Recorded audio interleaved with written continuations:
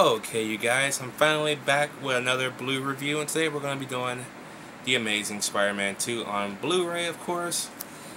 So, I got this structured pretty good, so let's get started. First of all, the movie itself looks fucking awesome on Blu-ray. I love the picture quality, I love the sound, I love the audio.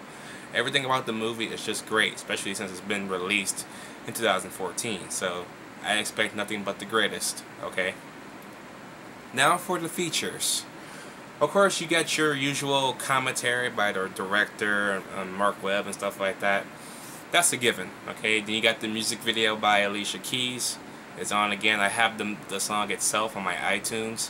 So, yes, this movie actually got me to buy an Alicia Keys song. But luckily, it has Spider-Man in the background. So, yeah, I do love that song. And I do love the fact that the people who are involved with the music of The Amazing Spider-Man, which was Hans Zimmer and Pharrell Williams, were in that music video, so that was cool. I'll talk about the music at the end of the video. I want to touch on the deleted and alternate scenes. Sony, yeah, I'm talking to you, Sony. Come here.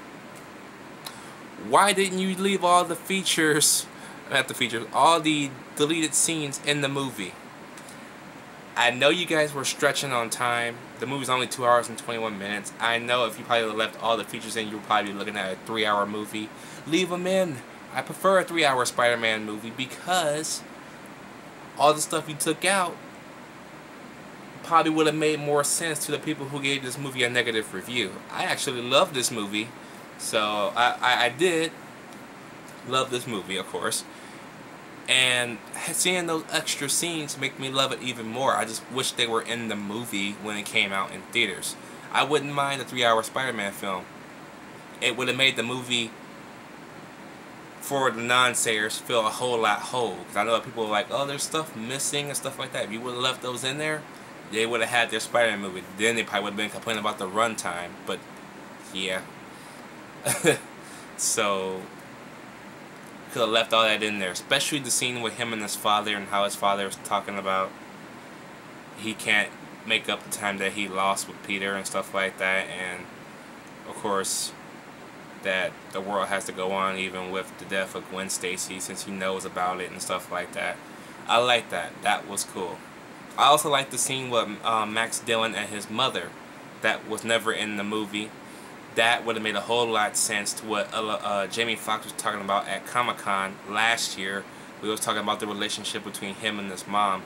And unfortunately, that was cut from the final film. Because of time. Again, everything was because of time. You should have just left that in there. I love that scene. That was awesome. And that set up Max Dillon's character so well. You know, it's not just him being a loser. Even his mom couldn't stand him. That's fucked up. Not even on his birthday. She's that messed up where she couldn't even recognize her own son's birthday. How fucked up is that? That was nice. That was nice. On to the making of features, of course. I love all these features. I love seeing how Spider-Man gets shot. Ever since The Amazing Spider-Man, I have yet to be disappointed to watch how Spider-Man gets made, and how New York City has that much respect for Spider-Man that they'll let them shoot whatever they need to do in a certain amount of time, of course, but they still let it do. And of course, shooting Spider-Man in New York is the key, since New York City is like the character of Spider-Man in the first place. That makes a whole lot of sense to only have him in New York City. But of course, when it comes to Electro and the stuff that he has to do, I understand the green screen aspects of it. And it's funny because I also realized, after watching the movie again and watching the making of, that when Electro destroys Times Square where all the screens and stuff are falling down, a little Blu-ray sign falls down advertising Blu-ray. that was kind of cool. I like that. I really do. And I really like how the film actually curves the bullet. A little segment from Wanted. What do I mean by that? The whole time before Amazing Spider-Man came out, Electro is marketed as the main villain, right? It's actually Green Goblin and Gwen Stacy, because literally the movie is the death of Gwen Stacy by the help, of course, Green Goblin. So Green Goblin is the main villain of this movie. they made Electro look like the main villain while Green Goblin was the side villain. And I've seen a lot of people reviews that bash this movie saying the Green Goblin was the side villain. Green Goblin was the main villain. Electro is the side villain. The Electro was the distraction for Spider-Man in order to build up Green Goblin's character. I never would have thought about that actually watching this movie in theaters, but now that I've seen the movie and the special features, that makes a whole fucking lot of sense. So I'm glad they actually made Green Goblin the main villain, even though advertising Electro, because we haven't seen Electro in the movie, so that was smart, and that was a good choice, because it actually twisted everything around, making you think he was the main villain, but it was him and her. These are the two focus of the entire movie, so that was pretty good. That was pretty damn good. And of course, you know, Rhino was the set piece, if you will, from the beginning and the end. They always had a stint with him, trying to put him in the movie anyways, so they went ahead and did it. It worked as a whole. It wasn't really too many villains or nothing like that. I didn't have no problems with this movie. The only problem I just had with this Blu-ray is that you didn't take all the deleted scenes and put them inside the movie. And if you decide to do that, make a director's cut. Put all the stuff that you took out back into that movie. It would have made a better experience for those who didn't like this movie, you know. And lastly, but certainly not least, we're going to touch upon the music. I love all the music in this movie. Okay, even the dubstep songs with Electro, I didn't mind it. Plus, I heard it a lot more clearly on this Blu-ray than I did in the movie theaters, you know. Especially when you have a packed house and people still laughing. You can't really hear everything. So, it's nicer to watch it also at home. You can also hear everything.